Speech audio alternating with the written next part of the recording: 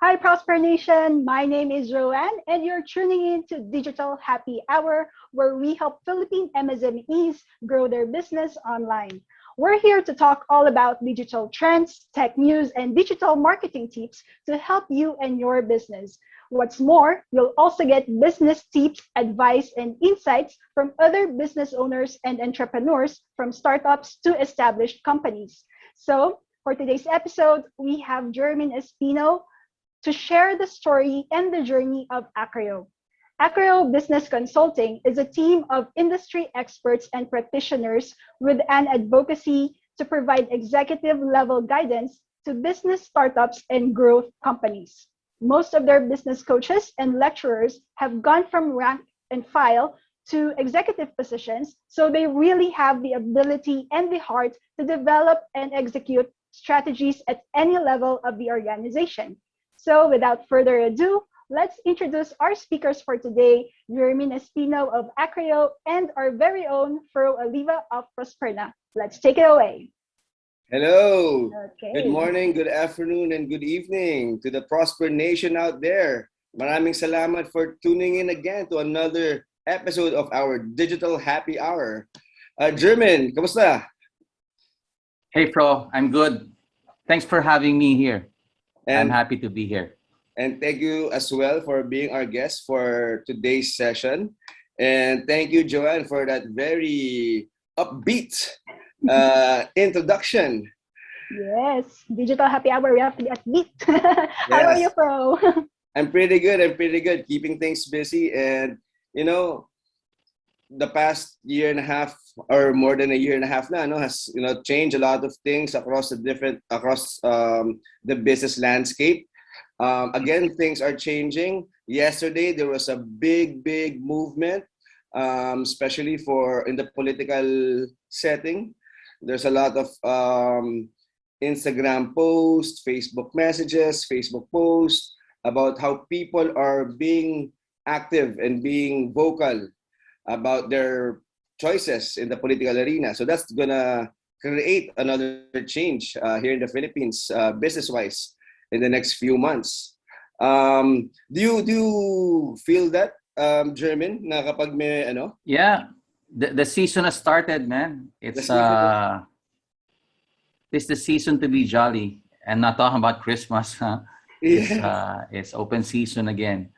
It's uh, it's it's either it's rather scary and exciting at the same time. No, at one point you're looking at there's now a chance for change. correct. On the other hand, what would that change be? Like change is always a precarious thing, right? It's something that you either look forward to or be scary about, and we hope that's gonna happen. No matter what, we hope people will be smart enough to do what's right and vote for the right people. Yeah, absolutely. I really don't want to get too much into a political discussion, but for me as an Yeah, entrepreneur, that's one thing I did notice, right? yeah, During election season, it changes the business landscape wherein it creates opportunities for different yes, entrepreneurs. Back then, especially if you're in printing, if you're in marketing, right? yeah. The election season normally brings a lot of opportunities, number one. And yes, you're right. Definitely, whoever wins, and good luck to all the candidates. It's definitely gonna affect change, and it can be scary. But you know what me and my friends always say: you can't grow if you can't change, right? Mhm. Correct, Yeah. correct. Yeah, So, German, I mean, you're into consulting, right? Executive coaching, yes. leadership. How do you view all of this? Or better yet, maybe you could tell our audience how you started with your business. Yeah. Uh, I was in the corporate world for a long time. No, most of my adult life is in the F&B or food industry. I started out as a service crew at Jollibee Foods Corporation. Spent 10 years there, and then joined other big industry leaders in the F&B: Domino's Pizza, Shadow's Best, and then we co-founded Teriyaki Boy, and I joined Pancake House. I also joined a hospital as a COO, and I joined several manufacturing companies. That's when I started doing my own consulting gig. And it all started with my friends or classmates asking me to help them out in defining their strategy, just strategy for formulation, just a workshop, right? But the workshop ended up in me being extended to help them out for 6 months to a year to 1 year, 2 years, then 3 years, being a holdover COO, no, an in-house COO, like a semi full-time, semi part-time COO. And that's been very enjoyable. I have done that for 2 3 companies, no, who first became who were first my friends, then became clients, then still friends up to now. And um, much of that consulting work involves a lot of training, and that's direct training to the management team. Because what I found, and that is also true until now, when I'm busier with SMEs, no, they grasp most of the concepts that I teach them, but they still need a lot of hand holding when it comes to hands-on, full-on execution of the strategy. And that's when I find that a complete management development program always helps in a small and medium scale enterprise. No, I'm talking about maybe a 800 to maybe about a 800 million company annual sales now. Let's call that medium for the lack of for the sake of discussion. Yeah. And they would have about 10 middle managers. No, middle managers who most of them came from the ranks. A lot of them are family members. Yeah, they're smart, Yeah. but they needed help and hand holding in terms of developing skills in governing a company, no, like as you would in a structured environment. So that's when it started. And like I said, I don't think you can disassociate business consulting with training. It has to go hand in hand. And in Absolutely. 2017, 2017, because of that, no, I thought of enhancing my skills. No, you have to continuously develop yourself. No, I joined the John Maxwell team of trainers. I took a certification in Florida, and that has expanded my scope of services to now professional performance coaching. And I emphasize professional performance coaching as opposed to sports coaching. Yeah. Totally different thing. Totally different thing. That's So very yeah, that interesting. does help me. That's Yeah. very interesting because I did see a rise in personal performance coaches here in the Philippines over the past Yeah. few years. Mm. Can you tell us a little bit more on what professional personal coaching really means? Because I have an idea, especially if you guys watch Billions. It's one of my favorite shows. That's a perfect Squarely, example. yeah, That is a right. perfect example. It's for me, it's a little bit of psychology. It's a little bit Yeah. therapy, but it's also about like understanding the person that you're talking to help him maximize his Exactly. skill sets, his mental state, how he works, and also the family environment. Did I Yeah. get a good grasp of it? Exactly. I was about to say Billions as a good example. That's a perfect example, bro. And I love that. I love that series. Now, I wish there'd be an extension of that. Well, professional coaching as opposed to sports coaching. A sports coach would tell you what to do, right? Say, you know that like maybe LeBron James would have a free throw coach, right? Tiger Woods would have a putting coach or Yeah. a driving. There's coach for every, just to fix a small part of your performance. A performance coach will not tell you what to do. And here's a secret of what performance coaching is. Now, let's you in on it. No?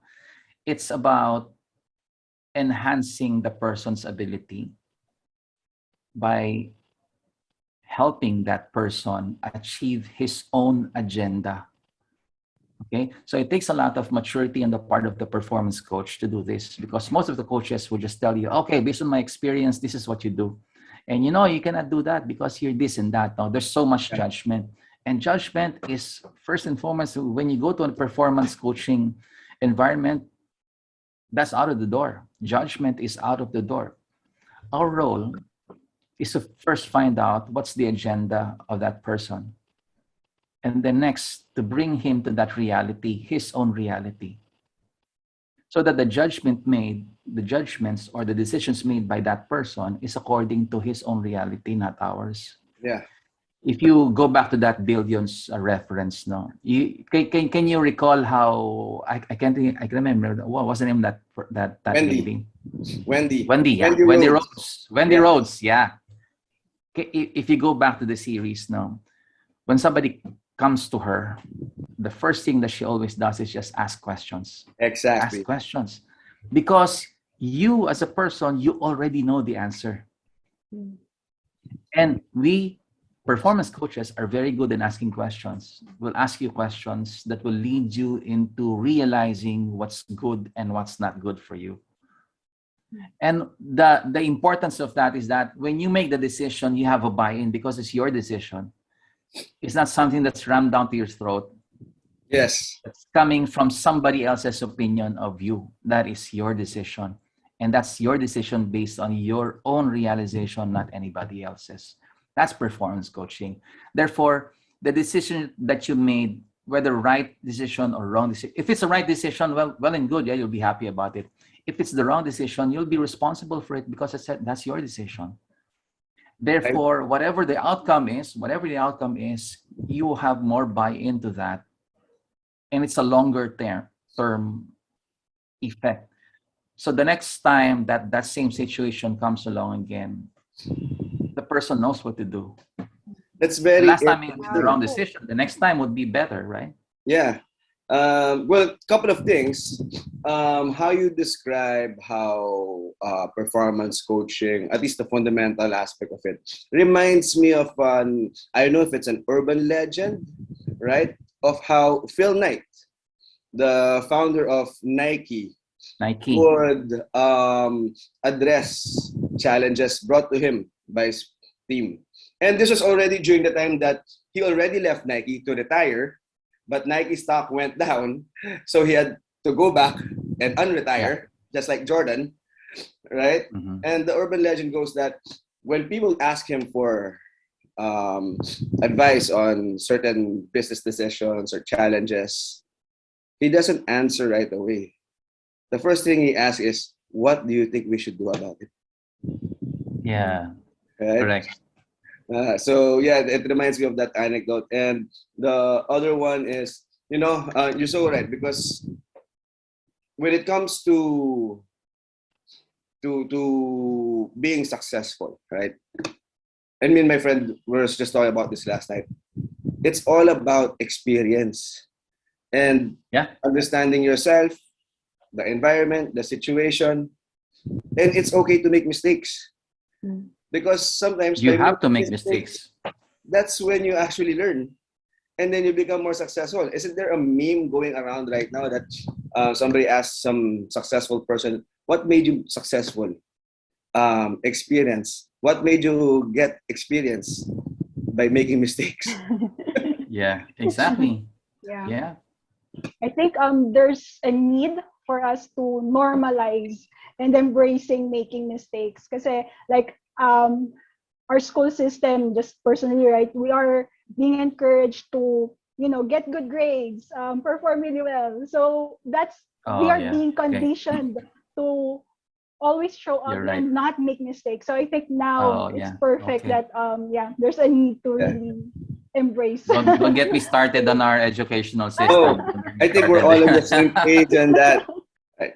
So yeah, John, you're so right. No, our educational system has conditioned us and myself included, get good grades, get to a good school, get a good job, and sometimes this preconditioning, I guess it does work, right? But then again, there are some people, myself included, na medyo pasaway, that wants to try other things. Fortunately for me, I was fortunate that I did get good grades and did get into good schools and did get a good degree. But that didn't stop me from trying out different things. You know, I every summer I think of something to sell. And sometimes I'd even sell it to my parents when I was Okay. younger. Right in college, you know, I'd always have summer jobs or work for my friends' companies, family companies, right? Which got me into that whole entrepreneurial mindset. You know, were you like that, German? I started working when I was in a senior, no, yeah, third year in college. First, I helped out my mom in her own small carinderia in front of UST.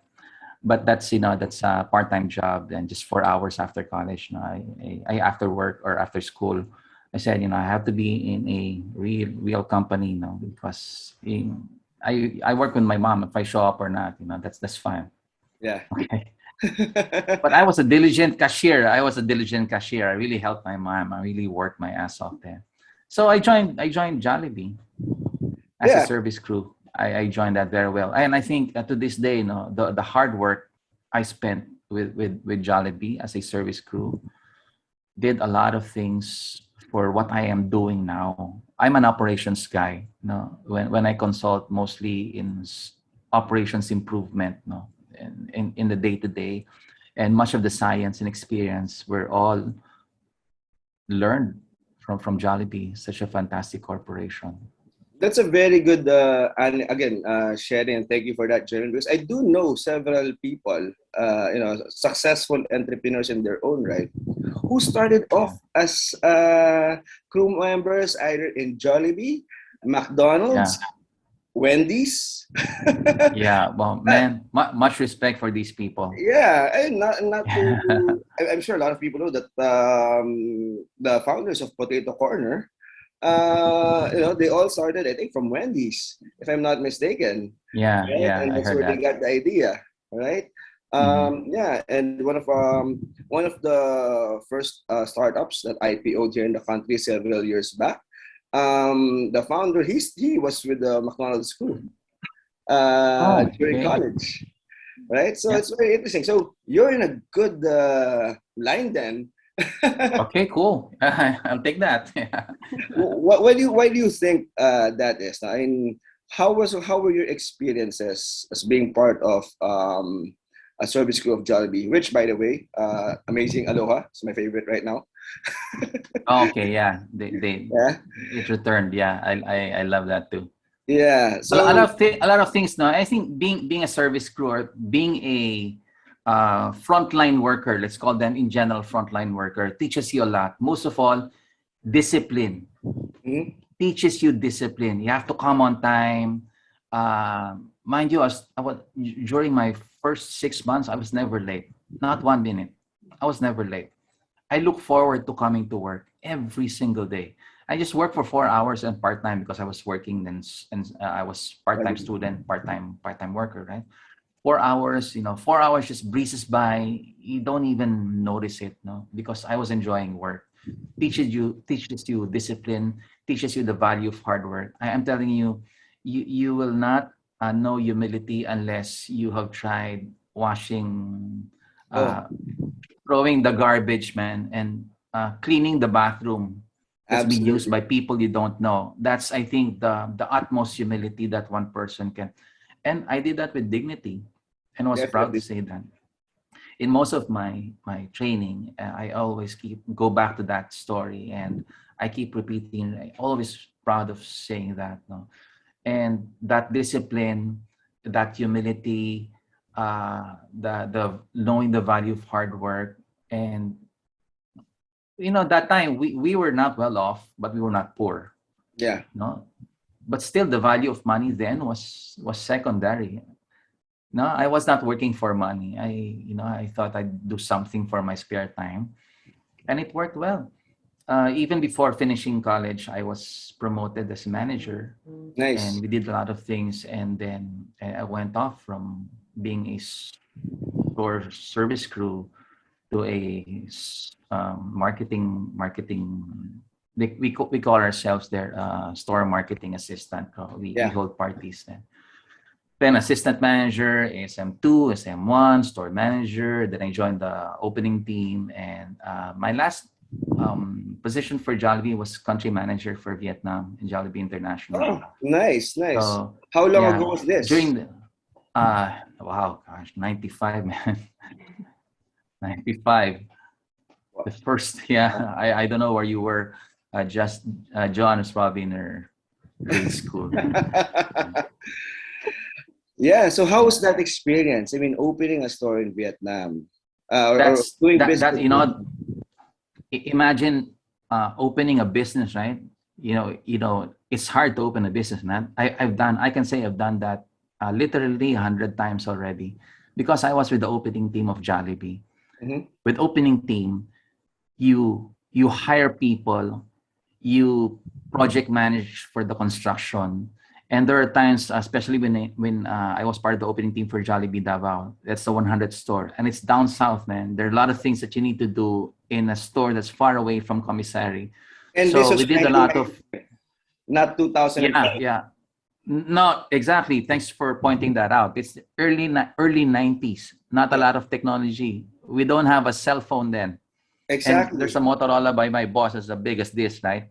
Yeah. So, yung pangkaskas ng yelo, ganun ang cellphone nun. For our viewers out there, I had to state that the timing, because again, doing business now is so different from how business was Oh, done back in the 90s.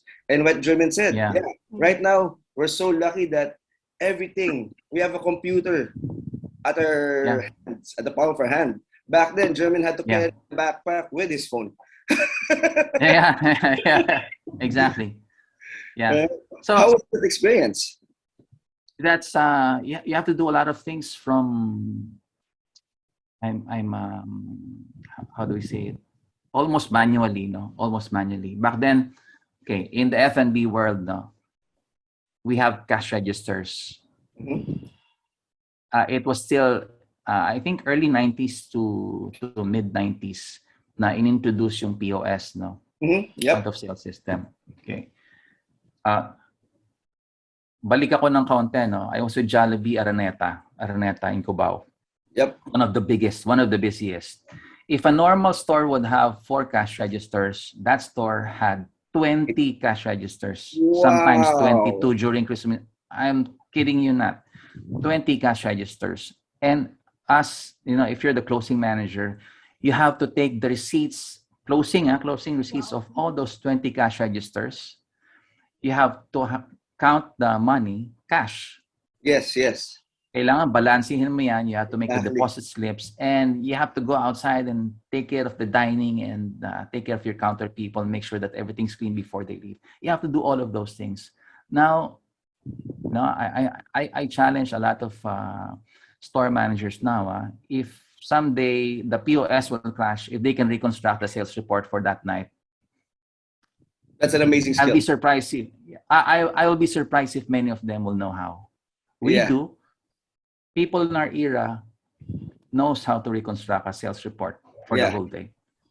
Pero yun nga, It's a so tough job because we do a lot of things manually without the aid of technology.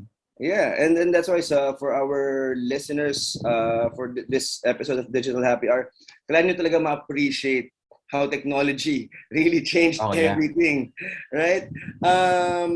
Lalo na, if kung social seller kayo, if you're selling, especially during the pandemic, yung mga ube pandesal, sushi bigs, that's F&B, right?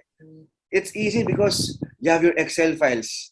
Yeah. You can have your checkout counter on your phone, in your laptop, diba? I'm sure for the Prosperna clients out there, we do a lot of things for you already, from initial inventory to checkout to delivery. But back then, everything was manual. It's Manual, crazy. man. But Cannot imagine.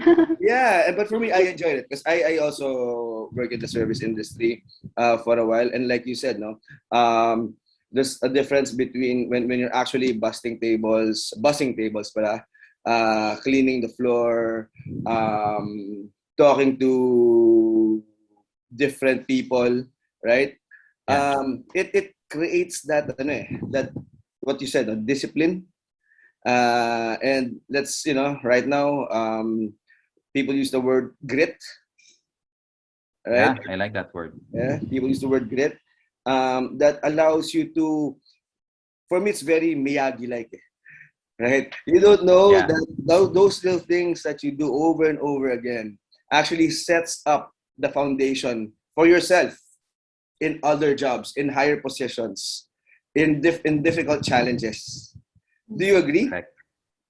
Correct. Correct. Nicely put. Yeah. I'm Ayan. actually That's curious. priceless. They don't teach you that in school.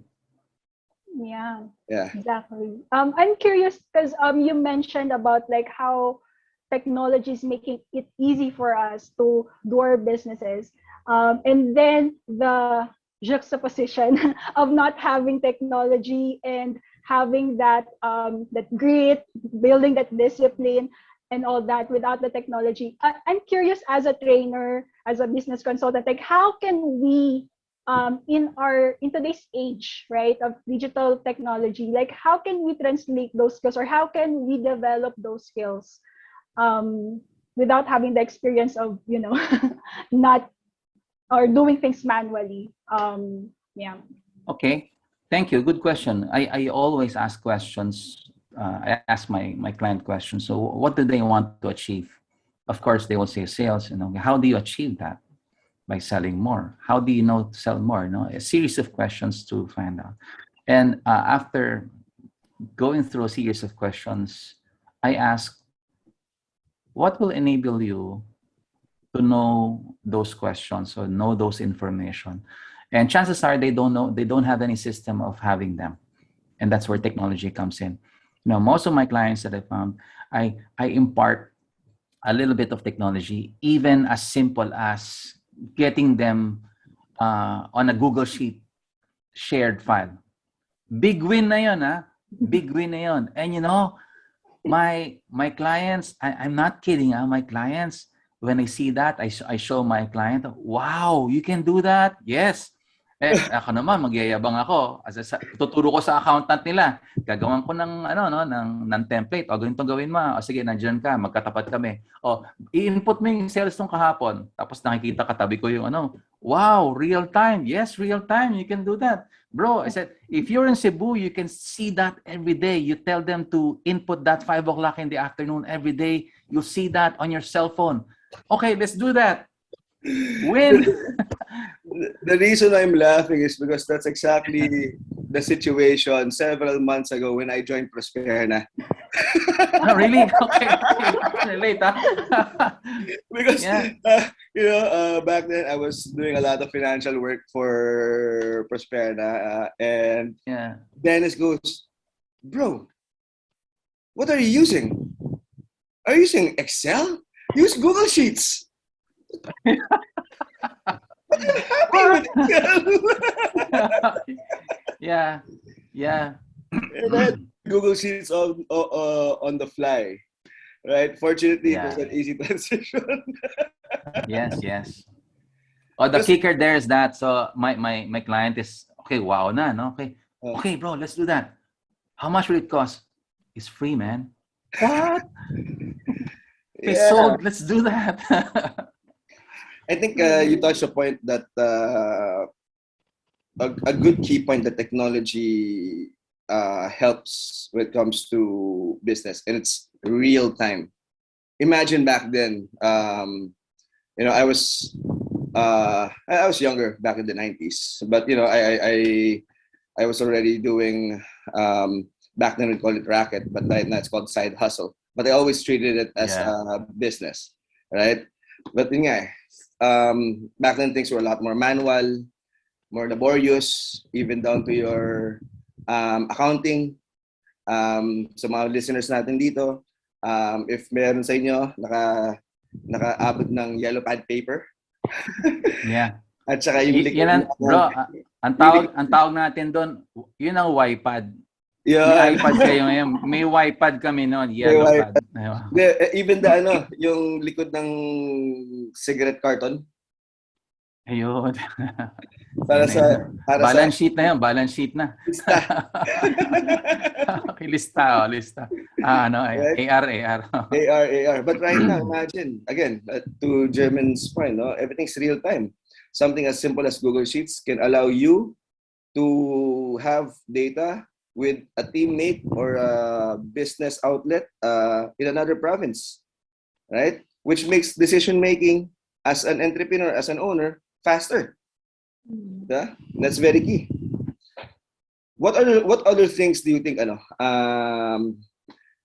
have changed in terms of having technology available vis-a-vis you know being an entrepreneur, being an owner, being a decision maker, and then versus now? Okay, back then, only a Jollibee or a McDonald's or a Wendy's, those who have chains can afford a POS. How much was a POS back then? Maybe 100,000, Yes. 200,000, maybe. No, that's exorbitant. That's prohibitive. You cannot. No? But even back then, no, not many restaurants would have a full grasp of what that POS can do for you. I mean, product mix analysis, sales analysis, cost of sales analysis. These things can be done by the POS, that powerful POS, but not many restaurant owners will know how to do that. Fast forward now, there are a lot of POS or at least POS-like technologies, hardware and software that are available. And it's going closer or coming closer and closer to the entrepreneurs, such that I foresee that one day, if it's not yet happening now, it will fall into the hands of even the sari-sari store owners. And I think in Valenzuela, in one municipality, you're using GCash in the palengke. Yes. That's amazing, right? Yeah. That's amazing. So I wouldn't be surprised if someday I think Rosario, one player's doing that, just enabling, similar to what's happening with Alibaba. They're empowering sari-sari store, convenience store. But convenience store, ours would be lower than the sari-sari stores. No, we call it SSS, no? Sari-sari stores. If sari-sari stores would have technology in their hands and using their phones in ordering supplies and in selling, I think we'll be seeing that in 3 to 5 years from now. So technology is coming closer and closer to entrepreneurs. But the challenge right now is that how to change the mindset of these entrepreneurs, thinking that technology is number one, expensive, number two, hard to use. The sooner that they can wrap their heads around this new concept that is here to stay and here to evolve, the better for them to catch up and even thrive in their own chosen business. Absolutely, I agree with you, and I think Joanne and I have discussed this previously. No, I think she may have even written articles about it. Na back then, and in my previous life, a few years back, I was actually going all over the country for work, preaching about digitization, going digital, adopting technology into your business. And yes, it's typical that especially businesses who have achieve a certain level of success are set in their ways, right? Minimum adaptation, still thinking about it. Sometimes, like you said, it's expensive, wag muna. Boom, 2020 happened. Yeah. Diba? The whole world is in a standstill. And then what happens? Everybody who was on the fence about going digital, about adopting technology, all of a sudden had no choice but to do so, right? Yeah. And that's one good thing that the global pandemic did is really forced people to adopt digital, right? That's one thing. And again, it's an evolution, right? It's an evolution coming from our old experiences of manual, laborious labor, may it be check yung balance ng kahera, to store cleaning, to inventory management, right? Yeah. Now, technology is making it, in a way, a little bit more simple, a little bit more efficient, right? And like you said, no, everything can be at the palm of your hand through the phone. What about you, Joanne? What do you think about this whole of how this whole, for me, I call it the new normal. For me, this is normal. Being at the present, and trying to figure out how to make the best of things, right? Given all the challenges that the pandemic has created, I actually enjoy it, right? And see what we can do to make things better. Do you have any thoughts, maybe Joanne, on Mhm.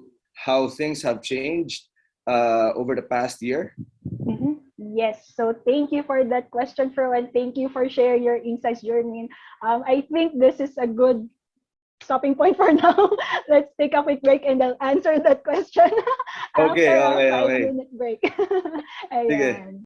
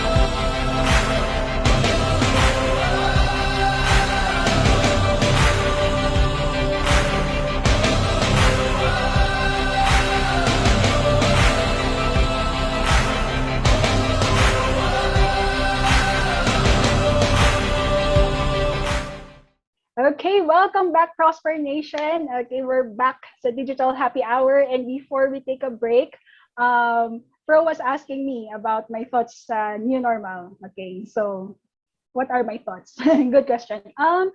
So for me, I think I agree with what you said. No, I think the normal now is, how should I say, the new normal is the normal now. Did that make sense? Anyway, Yeah, yeah, it makes sense. Yeah. yeah. And I think it's wishful thinking if we do not if we wish for something else, instead of facing what's in reality, right? I think that's one of the things about, we're talking about change earlier. And I think in this world, the only constant thing is change, right? And the way that we can navigate those changes is if we are able to really face the reality, right, of what is. And then what Jermaine said about, there's really no choice but to adapt, technology, digitalization, embrace it.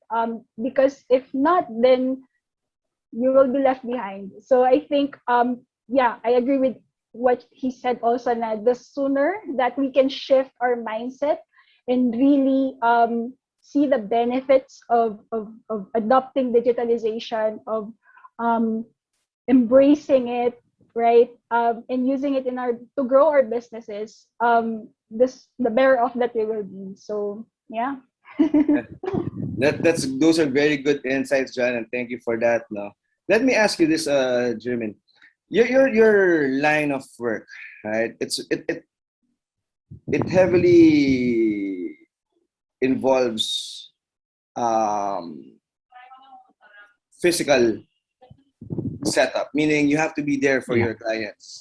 You have to be there training. Yes. You have to be in front of them, right? If you're doing Yeah. performance coaching, it's one-on-one, right?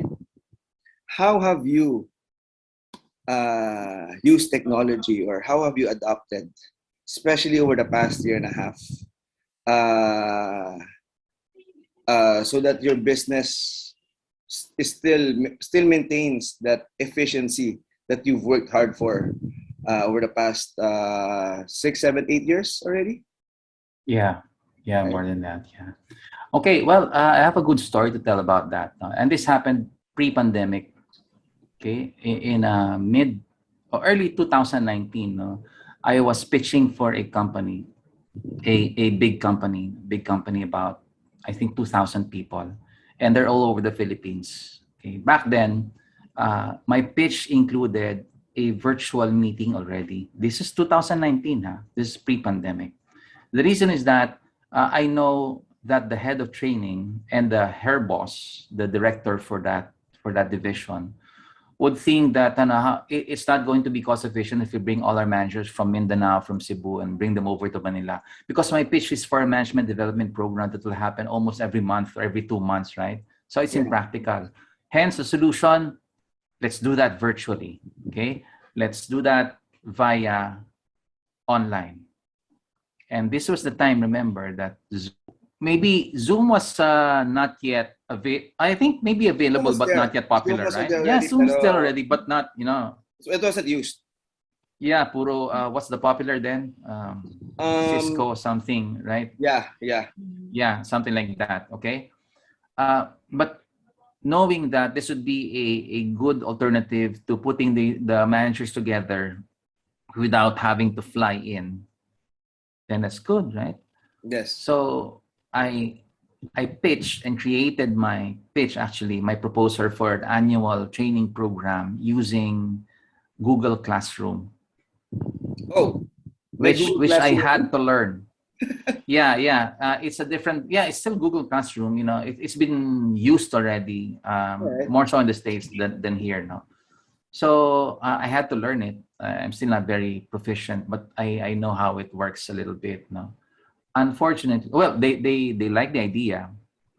Actually, the sad thing about it is that on the eve of the pandemic, on the eve of the lockdown, that's the month, actually the week that I'm supposed to sign, that they're supposed to sign the deal for the 1 year contract. And there are two of March, them, March two 17th, companies. 2020. Yeah, that's right. Yeah, this literally on the eve. When I say literally, I was in the parking lot about to meet my client, about to sign. When I got a call, Germin, Muntinlupa is on lockdown now. Oh no. Okay, I understand, bro. So let's push that a little. Pushing that a little is up to now not happening yet.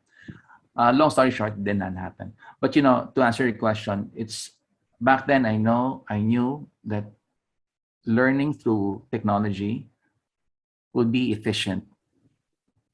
But this pandemic, this just sped up a lot of things, no? Pinaaga niya yung marami, no? This gig economy has become even more efficient now because of technology.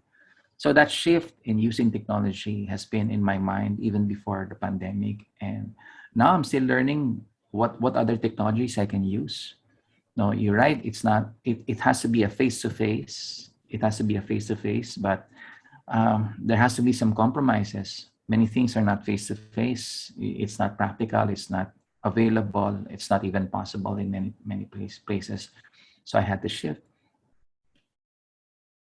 And would you say na when you do your MDR programs, am I calling it right? Management development, MDP. MDP, yeah, Yeah, your management development programs. development programs right now.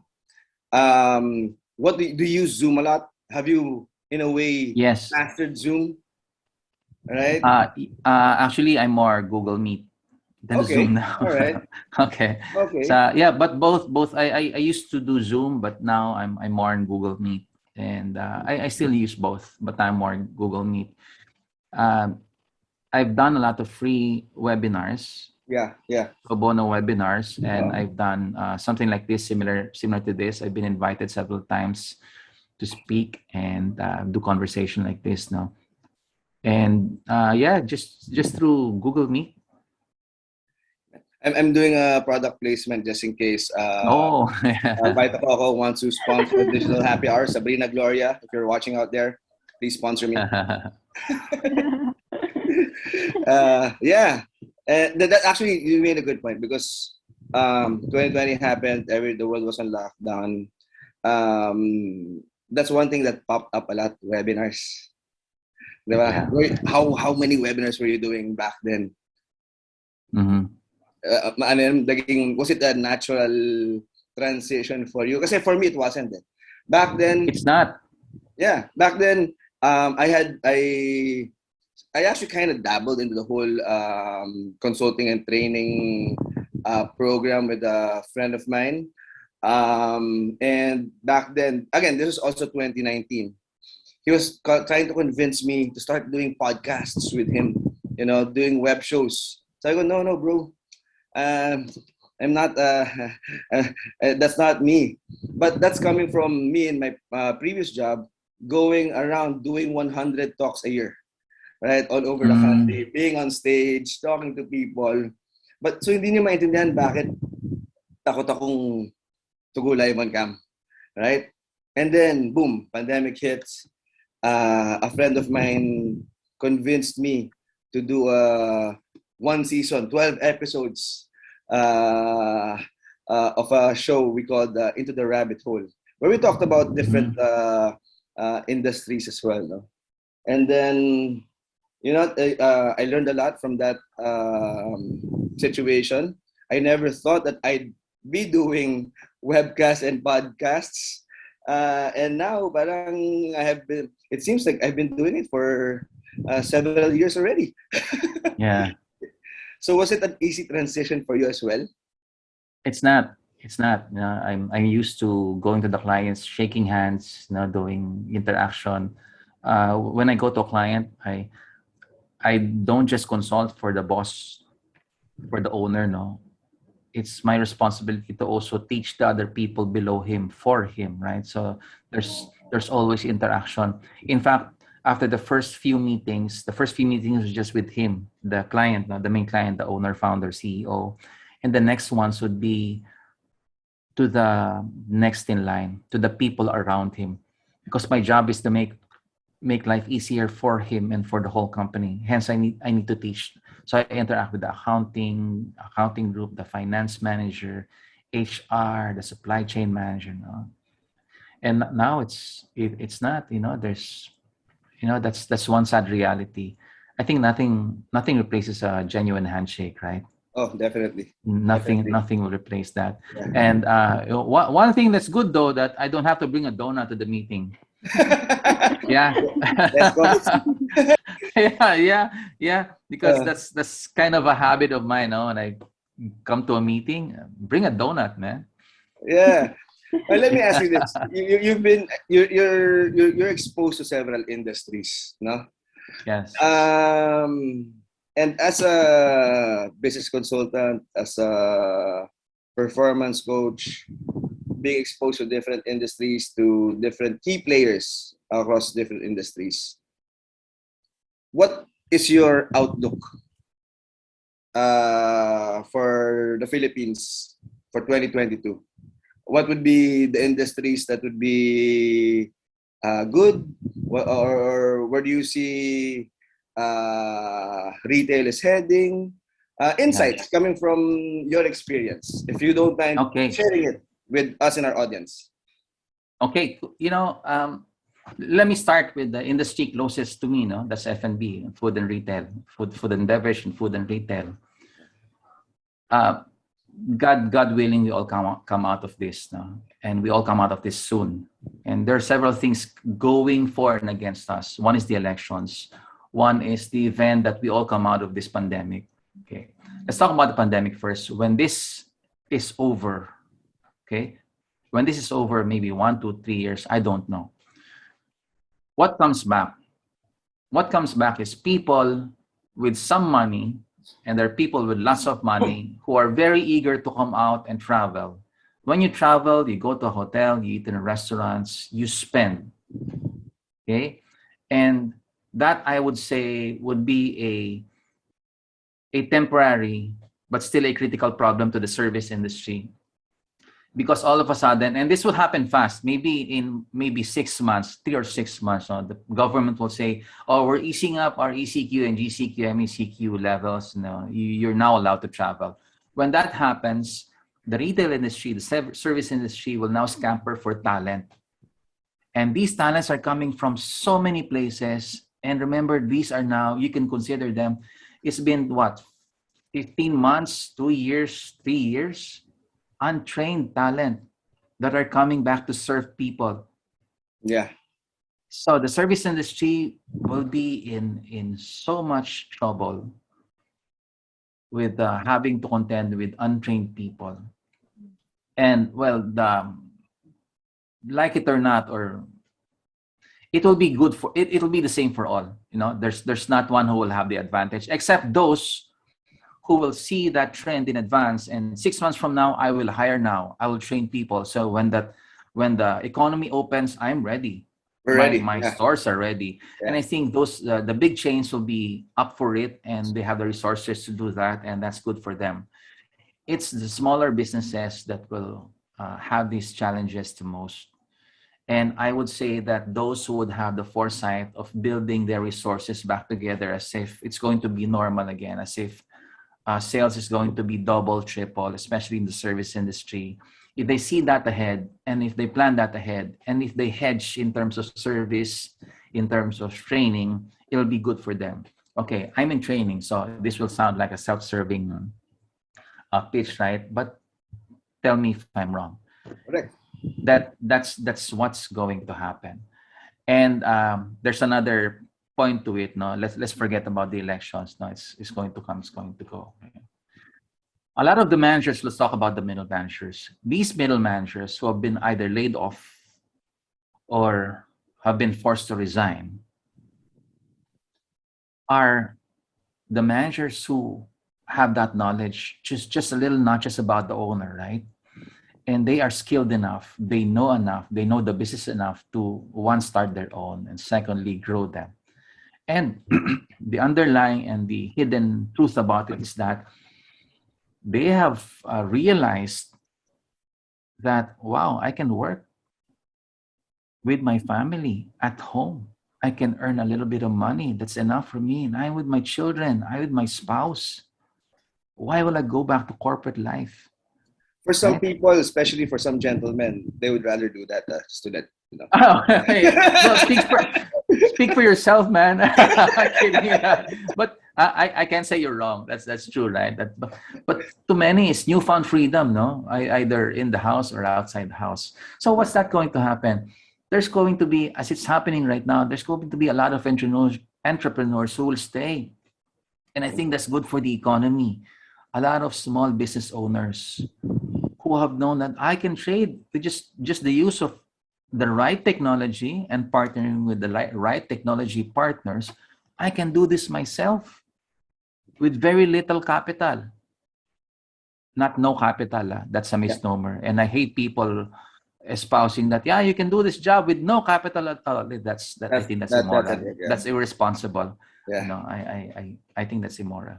So anyway, that's what I foresee. A lot of SMEs going back. And these are coming from the corporate world, the managers, and there'll be a lot of them. And that's good for the economy. I just really look forward to that. When the economy becomes bigger and more vibrant and robust, down nearest to the masses, nearest to the communities, is what I will call it. So what you're saying is, because of the how the situation has affected change in terms of, from getting laid off to trying something new and doing side hustles, magiging mas lalaki palalo yung SME sector, right? I would bet on it, yes. Right? Yes. And then there's also a hyper-localization of economies, community-based. I like that term, yes. Correct, right? Yeah.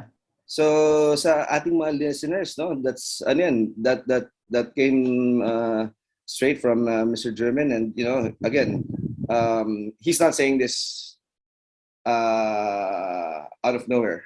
He has been exposed and is in contact with key people in different industries because of his services, because of his profession, and I would take that insight as an opportunity. Na if kung makapagtayo tayo ng negosyo to help these SMEs, or if you're an SME yourself, hindi nyo lang alam, start your business now, right? What are you waiting for? Yeah. Do what you're passionate about. Don't be afraid to make mistakes. And because of technology, digitization, Prosperna, you know, it can be, I'm not going to say it's not going to be difficult, but it can be an easier adjustment into setting up your own business. Ang kailangan mo na lang, ang kailangan nyo lang intindihin is ano yung produkto nyo, o ano yung serbisyo nyo, magkano nyo ibibenta, at sino ang bibili. Correct. And everything around that, there will be people or technologies available to help you stitch it together. Do you agree, Mr. Germin? Very well. Yeah. Very well said. I agree. 100%. Yeah. Yeah. And you're also right, no? Again, we've seen it the past year. Mga social sellers, lumaki. Diba? Again, from ube pandesals to sushi bakes to coffee. Why? Because people need money. Correct, number one. Number two, they had more time in their hands because some were laid off, some were furloughed, right? Bottom line is, and some didn't have, a lot of us, hindi na natin kailangan mag-commute. Kasi commute pa lang takes what? 2 to 3 hours of our time every day. Yeah. Diba? You're much relaxed, you're less stressed, you're at home. Diba? And then, kahit na lockdown, the people around your community is your main market. Right? Yes. So lalaki talaga yung SME sector. I guess the question is, don't be afraid, right, to start things, right? And don't be afraid to ask for help, right? The question here, and I would like to ask you, Germin, what would be your top 3 advice for people who wants to start their own business? Okay. I have several. You said 3. Okay, let's start with 3. One is purpose. A lot of the people I know, when you ask them what's the end in mind, they look at the sky and seems that they don't have a purpose. No, a purpose really, what's the end in mind? What's the end goal? And having a purpose will just keep you right on track. So much so that if there are problems that will come along the way, and there will be, you will think that these are just minute noises on your journey to success. The purpose gives you a roadmap. If you're going to Baguio, you're going to Baguio. If for whatever reason you took the wrong bus, you can just jump off the bus and take the right bus because you're going to Baguio. You have a firm destination. Okay. Then after that firm purpose, at least end goal, it may not be clear, no, but at least it's firm. You know what you want to happen for your business and for your career. Okay. Have a plan. That's the next P. Have a plan. And planning is planning for what systems to use. You should probably, I suppose, have a product already or a service that you're good at, and the right systems that are in place. And thirdly, the most important for me is people. And people can be the people that you hire or people that you can partner with. Because let's face it, most especially for SMEs, no? I said, I'm CEO, Chief Everything Officer. You do a lot of things when you're CEO, when you're SME. Correct. You do everything, right? But you don't have to do everything when you scale up. Yes, when you're starting, you do everything. You have to. You can't hire a slew of people, no? But you will come to a point, and I advise that you have to at least think about this, no, when you scale up. Okay, when you're doing maybe 10 transactions a day, you can do that. But what if you're doing 100 transactions a day? I'm sure you would like 100 transactions versus 10, right? Correct. Can you still do 100 transactions? If the answer is no, okay. One thing I always tell my clients and my in my leadership role, no, I always tell my team, always ask the question, what will it take? What will it take to make that happen? If you answer that question, you would know, okay, I need this, and that. I need this kind of manager. I need this kind of technology when I scale up. But I don't have the resources. So what will it take for you to have that? you partner with somebody who has that already. You don't have to own anything. You don't have to do everything yourself. You don't have to have your own warehouse. You don't have to buy your own server. You don't have to have your own IT group. You don't have to have that, you know. As long as you partner with a reliable company, a reliable team, that I works for totally you. agree. Yeah. I always say this now. Focus on your strengths. There you Outsource go. everything else. That's a fantastic saying. Yeah. That summarizes a lot of things. Yeah, do what you're good at, Yeah. and those you're not good at, don't even attempt. You know, the worst thing that's happening right now, and it's happening to me with my clients. No, you're SME, and well, at some point, no, you should stop DIYing or doing it yourself, especially in technology. Okay, especially in technology. Okay, every almost I would say what maybe just 9 out of 10 entrepreneurs would always want to have an online store. Correct. Okay, and maybe 9 times out of 10 they would know maybe a pamangkin, a pinsan, a cousin, or a friend of a friend, or a somebody they know Who who can do it for knows how them? to code, right? Oh, Yeah. I can do that for you for 10,000 pesos. Oh wow, please do that for me. Oh come on, good luck. Don't do that, man. Don't No. do that.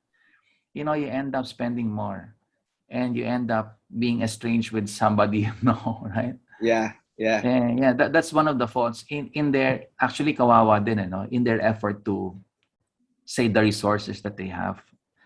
But you know, they were just misinformed. They wouldn't know unless somebody tells them that it's not more expensive to do SaaS. Exactly. Yeah. Yeah. If you do that, you know, it's like this is my pitch to my client. You're hiring a village of developers and programmers and designers, you know, that you don't have to buy and maintain your own IT group or servers, you know. Correct. Correct. And then all for a monthly subscription. Exactly, yeah. So Of less than, let me continue that, of less than what you will pay an IT supervisor. correct. You're Am I absolutely right. wrong? Yeah. Yeah. So the three things that your three top advice for people who want to get into business. Number one is purpose. Right? Find your purpose. Is that the same as knowing your why?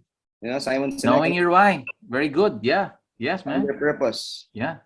Right. Number two is plan. Have a plan. Right. And number three is people. Have the right people around you. Correct. So yun, mga listeners, no, the top three advice from Sir Germin. Joanne, do we have Yeah. any questions ba from our viewers? Yes, of course. Okay, so let's see. Okay, so one question here is so what are the top challenges of startups or those who are starting their businesses here in the Philippines, and how can they navigate those challenges? I'll refer to the top three advices that I gave. No purpose. People don't know. You know, it's I would use the term kawawa because they don't know what they want. Especially now in this situation, no, a lot of people are panicking. Those people who have been furloughed, they probably have maybe 3 months, 6 months left in their Runway. bank account, right? Yeah. So they panic. No, they panic, and in their panic, they don't know how, so they wouldn't know how to make a plan and what they want. So chances are they jump at the next situation or the next chance of making money, and that's a sad story, you know, having not knowing what to do. And the next is not having the right plan. Yeah, like I said, if you're a manager, maybe you'd have a sense of how a business works, and that's good for you. Then you will have that. But not many people are fortunate to have that business acumen, no, in starting, let alone growing a business. Mind you, it's a different stage also. When you start up a business and you're successful, good for you. But growing is a different thing. You know, in my environment, in the food and beverage environment, I've seen many restaurants who have really started strong, one store, two stores, three stores, very successful. And then they started franchising out, and that's when all hell will break loose. That's when all the problems will crop up, because operating two or three stores of your own is so much different than operating several multi-level, multi branches. No? I agree. Those are the challenge, and the other challenge I'd like to raise is that the founders or the entrepreneurs, the business owners, trying to do everything on their own when they are scaling up, Yes. And not trusting other people and hiring the right people to do that. Of course, don't get me wrong. No? Again, let me emphasize, you're not supposed to hire a complete management team when you're starting up your show my business, right? You don't do that. Yeah. That's ridiculous. That's stupid. And that's not practical. But when you're scaling up, you have to invest on people. You have to invest on the right systems. Absolutely. I totally agree with you. Those are really big challenges that people face in starting. They don't have a plan, right? They're not properly informed when they get into business, and they don't have control. Those are very, very important things na bawat entrepreneur should have in mind. And for me, it's okay to make mistakes also, but as long as you have your purpose, your plan can sometimes happen along the way, right? Yeah. And then I also firmly believe that the right people will come to you at the right time, right? And it all starts with purpose. Why are you doing it, right? Is it for the money? Is it for your family? Is it for your passion? It doesn't matter. Basta, alam mo kung bakit. Yeah. Why are you doing it? Joanne, we have other questions from our viewers. Yes. So here's another one. So speaking of elections, so the question is, what makes an exceptional leader in today's world? Oh, let me answer that in general. No, I think leaders should create leaders, not followers. And that is more true in the SME world, in the corporate world, and hopefully in the national government level. No? Of course, you'll still be, at the end of the day, still, and the buck still stops at you, right? You'll still have to be responsible for the decisions that's made. But let's talk about the SME level. No? You're a leader, you're the founder. No? You cannot scale up if you'll be the lone leader there. Okay, you'll be the top leader, sure, but you'll have to create leaders around you. Okay, quick background: when I was in the restaurant industry, when we started Teriyaki Boy, it was me, my wife, and the founder, Brian Chu, young guy, really very brilliant guy. Teriyaki Boy. Yeah, so we started that. We opened 10 stores in the first 3 years. The first 3 years, I was very hands-on. I was doing even the drawing of the restaurant myself. I'm doing project management. I'm doing cost analysis. Many things we're doing, all three of us, many things we're doing. But on the fifth store, right from the fifth store, there's, we've got the groove already, so much so that there's already standard operating procedures doing that. And that's the time that when I started creating my team next to me, whom I know should be able to help me open the next few stores. And that worked well. When we are acquired by Pancake House on the 10th year, after the 10th store. So we were acquired. I was retained as managing director. On the first year, we opened 16 stores on the first year with Pancake House. Wow. We opened the first 10 in 3 years. We opened 16 on the first year. Why? Is it because I'm a good leader? Maybe not. Is it because I have leaders around me who did the store opening, not just me? So I multiplied my capability. I taught them what I knew. And I handed them the right tools and technology and the right support. And that's the reason. Plus, of course, the backing of a good company like Martin Lorenzo's, right? So all these things falling together, and that's what leaders do. Make sure that the people around you, even above you, even my boss, will make their works better and faster, make the right decisions, do the right decisions, and execute the plan. Yeah. It reminds me of something I learned a long time ago when I was younger. I'm still younger. That I read it in Japan, right? The way one of the leadership values that they believe in is if the person working for you grows and becomes better than you, then that is one of their greatest honors, right? I agree. I agree. That's a fantastic feeling. Now, now that you mentioned that, no, a lot of these managers that I told you about, my inner circle, my team, Yeah. all of them are now either senior managers in their own corporations or are business owners themselves, and I'm Yes. very proud of them. And it's a great feeling, di ba? It is. Pero It is. before we go to the next question, may isang tanong. Kaya ba talagang mag-bench press o mag-deadlift ni Martin ng mga 400 pounds? You know, he used to be I think he competed in an Yes. Asian meet, no?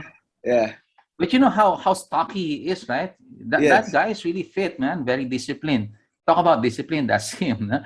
Wakes up early in the morning, plays golf, and still has energy to care for his 11 children. 11 kids. Yes. Yeah, great guy. Yeah, It's great guy. just a little anecdote. So Sir German used to work with Yeah. Martin Lorenzo, who used to own Pancake House, and I just wanted to verify with Sir German if because I heard stories that Mr. Lorenzo can actually deadlift about 300 pounds. I didn't see him do that, but I believe he can.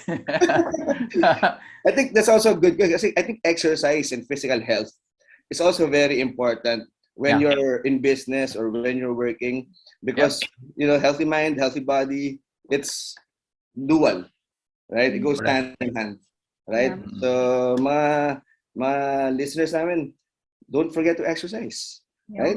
Yes, I think now it's about holistic health and living. Yeah. Right. Okay. Okay. Do you have another question? Do you have a last question? We have last question. So earlier, Sister Germin was saying about asking questions. So the question is, this is actually my question. Like, how can we ask good questions or the right questions so that we can get, the answers that are, I guess, relevant or rich answers? The skill of asking questions. The quick answer to that is ask open-ended questions with the agenda of the person in mind and only his agenda, not yours. When there's this truth about asking a close-ended question. If you say, "Why did you do that?" Okay. Well, we say, "Why did you do that?" That's the wrong question. Don't get me wrong. We say, "Why did you do that?" That puts that person on the spot, on the defense. Let me rephrase that. No. Okay. You may ask that, "How do you think will it feel if you did the right decision?" Or another way of asking is that, how would you picture success in your business? Okay? What is success to you? So don't ask, do you think you're successful now? As Filipinos, we say, no, medyo showbiz yung sagot di ba? Hindi, But when you ask, how would you picture yourself being a successful entrepreneur? Okay, so ask a lot of how questions, or what would be a definition of success or failure to you? Then how would you bring there? What is keeping you from going there? What are your challenges? And what should you do to do that? And what will be your commitment to yourself in doing those steps to achieve those? So the deductive reasoning lang, di ba? Nagsimula ka rin lagi sa purpose. Anong gusto mo mangyari? Yeah. What's stopping you from doing that? How do you get that? What are the 3 things that you will start today that will get you closer to that reality, that purpose.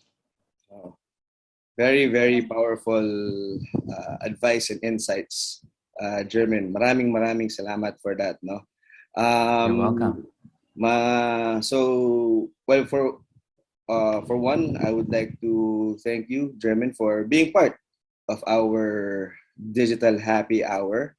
Um, would you like to say some last closing statements and remarks para sa mga nakikinig nating mga viewers? Yes, it's a I don't want to call it new normal. This is normal already. It's not yet new. It's not, Yeah. or it's not new anymore. Exactly. This is the normal. Let's just stop calling it new normal, because when you say it's new normal, it's like, okay, I have to adapt. Let's cross over to the denial stage. It's happening, people. There's no denying it. Acceptance this is stage na. Yeah, acceptance na, di ba? Because the sooner you come to grips with that, the sooner you adapt. And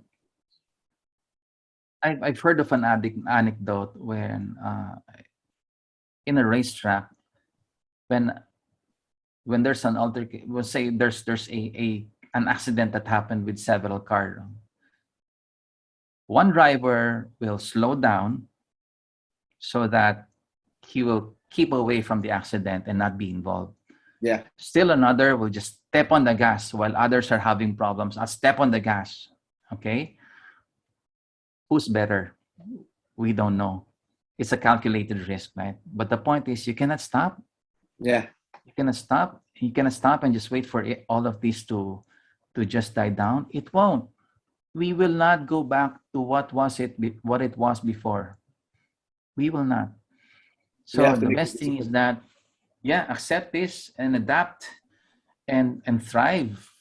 And the good thing is that there are resources that are available to us SMEs, to us entrepreneurs. And to tell you what, these resources, this technology, it's an equalizer. Yes. You can sell to the online store the same way as the FMCGs or the big multinationals are doing. You can do that. And it's an equalizer that's available to you at an amount that you won't believe. You just learn to adapt to it and learn to accept that you can't do technology. Forget it. You can't do technology. Don't do it. No, don't do it. Just leave it to the people who are good at it. This is what they do day in, day out. Just rely on them, be partners with them, be good friends with Dennis, and then they'll take care of you. Yes. Very, very well said. Maraming salamat for that, Germin. No?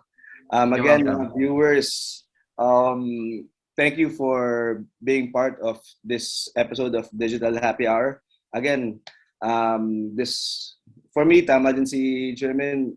Whatever's happening right now, that this is the normal, and we have to accept it, adapt to it, and then grow, succeed, right? Overcome the challenges that we face, because yung mga challenges naman yan, mga problema naman yan, pandemic o ng pandemic, mangyayari yan. Di ba? True. And it's those things that makes us a better version of ourselves, right? As long as you know what your purpose is, you create a plan, and you find the right people and technologies to help you put everything together, right? Yeah. So once again, mga listeners of Digital Happy Hour, this is Fro Oliva, Assistant Chief Pogi Officer of Prosperna. Because I don't want to be Chief Everything Officer.